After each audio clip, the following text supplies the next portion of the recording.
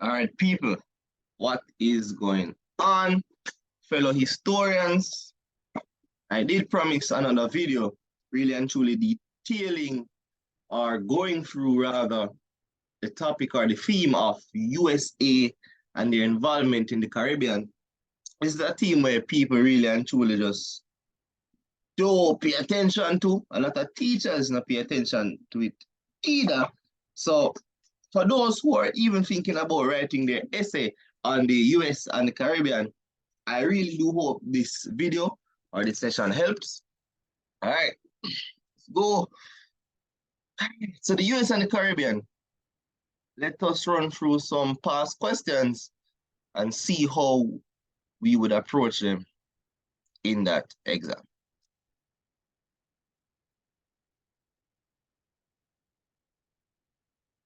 All right, yes. So here's a question. Examine 5 reasons why the US invaded Grenada in 1983. And this is a 2022 question. So examine 5 reasons why the United States invaded Grenada in 1983. As you know, this would have been during the time of the Grenadian Revolution. Yes. So the United States of America in 1983 invaded the Grenada Grenada to try and put a stop or try to put a foot in what was happening at the time, the Grenada Revolution. Yes, apologies. Moving on. So in answering the question, the first one, the first reason the United States of America gave is protecting American citizens. So the United States said that one of the reasons we invaded Grenada was to protect the American citizens. This is the excuse I'd say that they gave, or this is the reason rather that they gave. They said, and as it says, one of the primary justifications for the invasion was the safety and security of American citizens. And at period, there were medicine or medical students in Grenada, students who were studying at St. George's University in Grenada. And they said, all right, we are here to protect our citizens, or we're in the best interest of our American citizens as the US invaded Grenada. Yes? So yeah. So just to read this, it says one of the primary justifications for the invasion was the safety and security of American citizens on the island, the presence of a sizable number of American medical students studying at St. George's University School of Medicine in Grenada. It became a concern for the US government following the military coup on the island. All right. Next reason. The next reason is the fear of communism that was spreading in Grenada. I think the reasons, or it is shown, it is seen where the reasons of the United States, the reasons why they invaded Grenada was more political rather than it was, caring about the the students, the medical students who were studying at the St. George's University. I think really and truly they were afraid that communism was spreading in Grenada, and this was a perfect opportunity to step in. Remember, this was in the prime of what we call the Cold War that actually started after the Second World War, and it extended right up to, started about 1947 thereabout, right up to about 1991 actually. So the Cold War was this extended period of really political warfare between the United States and the Soviet Union, which is now known as Russia. Right? And the main issue, really and truly, was that the United States were a capitalist, socio-politically speaking, a capitalist country, and the Soviet Union, or as now known, Russia, practiced what we know as communism, right? Now, it was really capitalism versus communism. The head of capitalism, US, versus the head of communism at the time, the Soviet Union.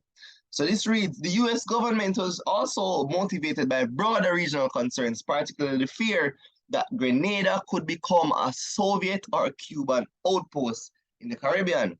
The presence of Cuban construction workers building a military airport on the island combined with close ties between the new regime and communist governments heightened these fears. Right? Now, you have to remember that in 1983, Cuba would have now been under the leadership of Fidel Castro. Yeah? So at this time, at this point in time, they would have already taken over Cuba, and Cuba would have been now influencing countries. They influenced Jamaica, and they were influencing Jamaica. They were influencing the rest of Caribbean countries to possibly try out communism or socialist ideologies. And the US feared this in Grenada, and as such, they stepped in to try their best to put communism spread in Grenada to a pause. Next, to assert the influence that they had in the Caribbean. The next reason, proper reason as well, the US saw the Caribbean as their background, their backyard. Yeah? They could do anything they want in that. They were the superpower here. You understand? And the invasion in Grenada was really a demonstration of the US power and its influence in the Caribbean region. Yeah? So by intervening military, the US really and truly sent a message to other leftist governments, and by leftist governments, we mean other governments that were seeking to go to communism or other governments that were already communist in the region. And it asserted the dominance of the United States in the Caribbean. Yes? Next reason I want to run through is protecting economic interests. Grenada's strategic location in the Caribbean, along with its potential as a hub for trade and investment, also played a role in the decision to invade. Why? Really and truly, the US, they have assets tied up in a Grenada, and them just never see it fit for these assets get damaged or whatever, as they would lose economically as a country. So the man them say, all right, we go protect our assets and ensure that our business can still be conducted here in Grenada. Also to note, if it was a case that Grenada turned to communism, you understand? If Grenada turned to communism, then the United States would lose one trading partner. You see me? Just like how when them and Cuba fall out because Cuba turned to communism, them put big embargo upon Cuba, them stop the business with them. You see? So, same pre for Grenada. Them never want to lose business partners. They never want to lose assets for they tied up in a Grenada. See? Next. Finally, sending a message to the Soviet Union. As I said earlier, we in a primary Cold War. So they must say, yo, they must try to tell the Soviet Union, say, yo, this is what I say. Right now, me not go ramp to send my influence anyway in this earlier. As soon as a man said them go turn to communism, me willing to step in and ensure so that not happen. So that was a message sent to the Soviet Union in the prime of the Cold War. Say, yo, I am willing to go to great lengths to ensure that communism doesn't spread any further in the Caribbean. Zin? Yeah. Moving on. Next question. Nice little question this as well. Says, with reference to political, economic, and social reforms, examine 5 policies of Castro's revolution in Cuba up to 1985. Include at least one economic that should be. So it should be include at least one economic, one political, and one social reform policy. So we'll be focusing on the social reforms, one political, one economic, and one social. It have to have at least one of each. See? So we're talking about the social reforms after Castro and his crew took over Cuba following the Cuban Revolution.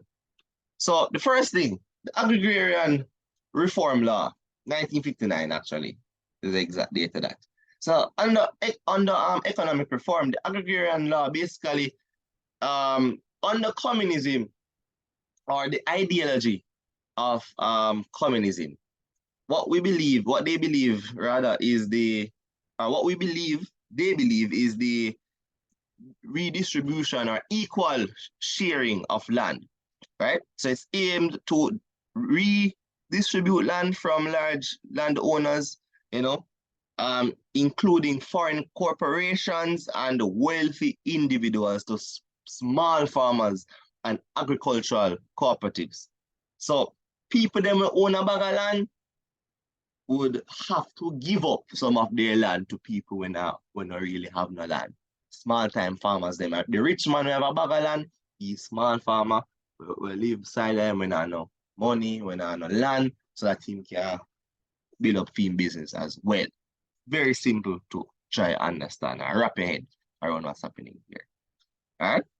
So really and truly, as I said earlier, the communism or the thought or the ideology of communism is really to address inequality, or this law rather, the Agrarian Reform Law also is to address the widespread inequality in land ownership specifically. Yeah? Cool. So don't talk about that. Economic reform, that I one under economic already. Political reform. Talk about the Constitution of 1976.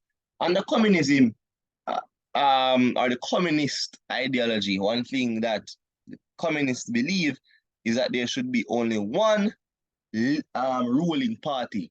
So, for example, in Jamaica, where we have the JLP and the PNP, in a democratic society where you would vote in your party or whatever, communists don't believe in that. Them man, they believe say you just have one ruling party, one set of people around the country, so that you don't have no bag of politics being played in a country.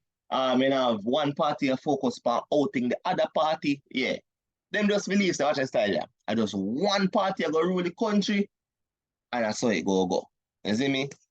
Eradicate the politics and get the job done. That's how them believe. Zin? Now, the man them say, watch style, yeah. The political reform constitution of 1976. This was just to institute the Communist Party of Cuba as the only legal party in the country. See? So they institutionalized the one-party rule. All right? Next. Social reform, literacy campaign. It's actually a very important one. I'm want to take note of. 1961, literacy campaign. Now, literacy campaign, away Castro and him friend them say, watch a style. We go send out a bag of teacher in the streets and teach everybody where can read and write. You see me? So when you're done, you just send out some people, especially in the what they call it, the marginalized areas.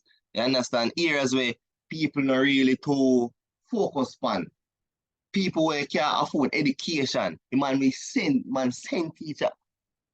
Got them space there for these people to be able to know read and write.